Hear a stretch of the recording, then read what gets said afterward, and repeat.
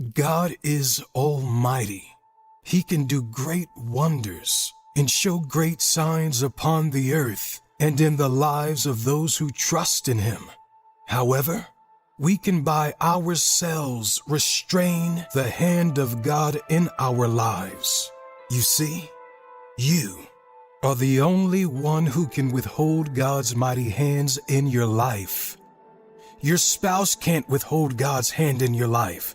Your children can't. Your enemies can't. Even the devil can't withhold God's hand in your life. Sometimes we see the devil as a very powerful being, but the devil is not as strong as we ascribed strength to him. The truth of the matter is that we might cause more harm to ourselves by restricting the hand of the Lord over our lives than the devil. This year is strategic.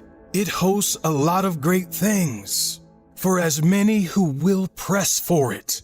The Lord will not withhold anything from us this year if we are ready and willing to pay the necessary price for them. What price are we to pay? Someone may try to ask, hasn't Christ paid all the price for us on the cross? Yes, Christ has done his path, but you must be committed to seeing the realities of his finished work in your life and endeavors. God is a miracle worker, but he is not a magician. You can only get all the spiritual and physical blessings God has in store for you if you commit yourself to asking for it. This is not the year for you to block your angel. But the greatest tragedy here is that many of us do not even realize that we have angels working for us and with us. Hebrews 1:14 says, "Are they not all ministering spirits, sent forth to minister for them who shall be heirs of salvation?" You need to realize that God has dispatched his angels to work with you and for you.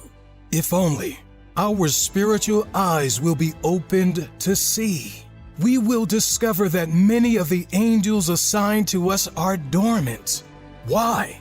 It is because we do not at least acknowledge them. Since the beginning of this year, many of us have never put our angels to work. We have never ordered them to help us out. Angels are ministering spirits. They are sent to minister to us. They help to protect us at all times and guide us from evil. Psalms 91:11 through 12 says, "For he shall give his angels charge over thee, to keep thee in all thy ways. They shall bear thee up in their hands, lest thou dash thy foot against a stone." God has already given his angels charge over us. What you need to know is that your angel is strengthened as you pray. Remember what Jesus says about the angels. Matthew 18:10. "Take heed that you do not despise one of these little ones. For I say to you that in heaven, their angels always see the face of my Father who is in heaven." In Daniel chapter 11, the Bible relates the account of how Daniel put angels to work by his consistent prayers. The greatest way to engage your angel is to pray consistently. Daniel had been praying for 21 days. He did not stop his prayers until he got answers to them. When his angel finally came to him in Daniel 10:12, he said, "Then said he unto me, Fear not, Daniel, for from the first day that thou didst set thine heart to understand and to chasten thyself before thy God, thy words were heard, and I am come for thy words." Just like the prayer of Daniel caused the coming of an angel, your prayers can move your angels to action concerning your situation. This year, you must not give up on praying. If Daniel had given up praying, he would have waited in vain. Sometimes it seems our prayers are not being answered. Little do we know that a whole lot of events are going on in the spirit realm. The angel who came to deliver God's message to Daniel told him that his prayers were answered from the first day he began to pray. Did you hear that? His prayers was answered from the first day he began to pray. There is a supernatural power in prayer that puts fear in every demon of hell. Are you in a hopeless situation? Are you casted down and forgotten? Are you at your lowest point? Are you under pressure? Has the battle of life pushed you to a corner? Don't forget, you have a God in heaven who the winds and waves obey, who created the heaven and earth, who holds the 7 seas in the palm of his hands. He is the Alpha and Omega, the beginning and the end, the first and the last. Ask him for the great and mighty things, because our God is able. The God who knows the end from the beginning. The God who specializes in hopeless situations. Don't forget you have a God in heaven who answers prayer. Ask him to open the floodgates of heaven and to close the gates of hell. Ask him to give you strength when you are weak. Ask him to separate the Red Sea like he did for Moses, and he will.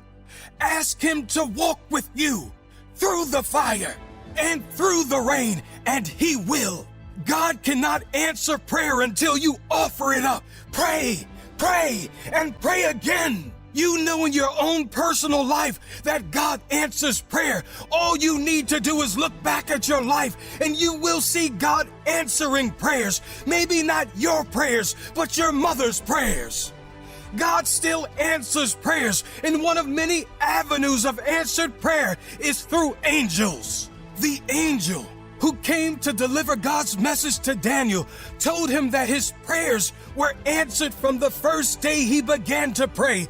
But the prince of Persia, who is the territorial force at work in that region, fought the angel from coming to Daniel. However, Daniel was persistent in his prayers until God sent reinforcements to support this angel. If you have been praying, but you are yet to see the manifestation of that which you are praying for, it does not mean that God has not answered your prayer. You only need to be tenacious. You don't need to give up or throw in the towel. Pray until something happens. If nothing has happened, then you have not prayed enough. This is not the year for you to block your angel. With everything going on in the world, this is not the year for you to block your angel. We have to get into real prayer this year until that which belongs to us by right is fully claimed. Oh, you do not know what is going on in the spirit realm about the prayers you have been praying.